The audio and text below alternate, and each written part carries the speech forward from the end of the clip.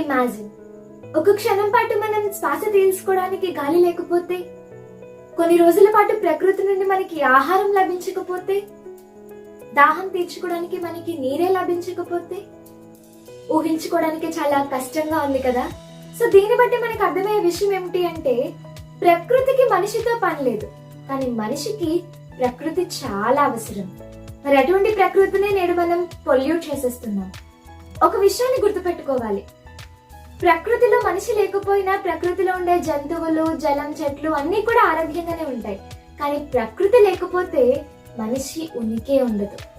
పీల్చే గాలి, త్రాగే నీరు, నడిచే నేల ఇవన్నీ పరిశుభ్రంగా ఉన్నప్పుడే మానవ మనుగడ సజావుగా సాగుతుంది.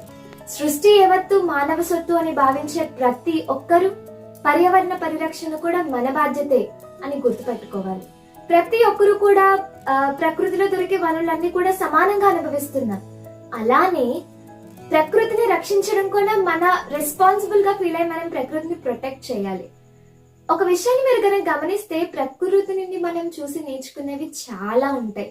లైక్ ఫర్ ఎగ్జాంపుల్, ఒక చెట్టు రాలిపోయిన ఆకుల కోసం ఆలోచించకుండా కొత్త ఆకులను ఎలా చిగురింప చేయాలి అని ఆలోచిస్తూ ఉంటుంది.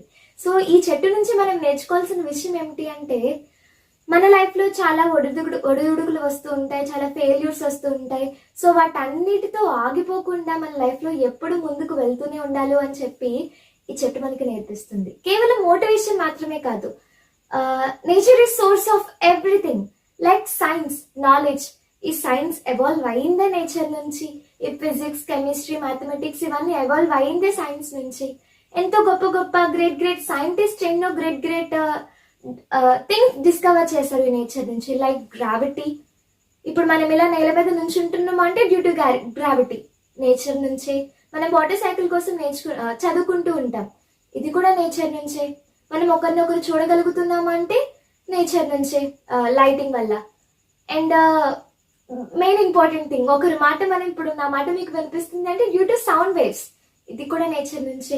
What not, everything, nature is source of everything. So దీన్ని బట్టి మనకు అర్థమయ్యే విషయం ఏమిటి అంటే, 100% మనం నేచర్ మీద ఆధారపడి ఉన్నాము అని చెప్పి. మరి ఇంత గొప్ప నేచర్ ని ఆ దేవుడు క్రియేటర్ మనకి ఇచ్చాడు కదా, ఆ దేవుడికి మనం ఎంత గ్రాటిట్యూడ్ చూపించాలి ఒక్కసారి ఆలోచించండి. మరి ఇంత గొప్ప ప్రకృతిని ఆ దేవుడు క్రియేట్ చేశాడు కదా, మరి ఆ దేవుడికి మనం ఎంత గ్రాటిట్యూడ్ చూపించాలి, ఎంత కృతజ్ఞత భావం చూపించాలి ఒక్కసారి ఆలోచించండి. మనకి ఎప్పుడైనా స్ట్రెస్ ఫీల్ అయినప్పుడు, ఎప్పుడైనా మైండ్ డిస్టర్బ్ గా ఉన్నప్పుడు అలా ప్రకృతిని ఆస్వాదిస్తే ఆ టైంలో అప్పుడు వచ్చే మనశ్శాంతిని మనం అసలు వర్ణించలేం, అంత గొప్పగా ఉంటుంది ఆ ఫీలింగ్.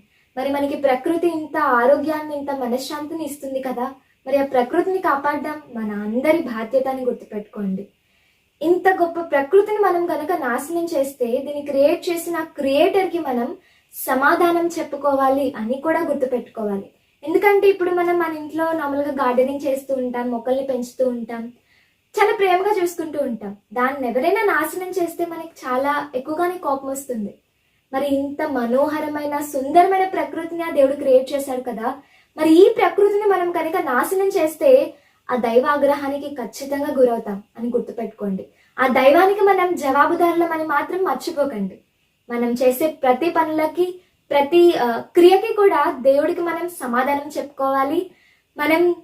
మనకి దేవుడిచ్చిన ఈ టైంని, ప్రకృతిని అన్నిటిని ఎలా యూటిలైజ్ చేస్తున్నామని ఆ దేవుడికి మనం సమాధానం చెప్పుకోవాలి అని గుర్తుపెట్టుకోవాలి.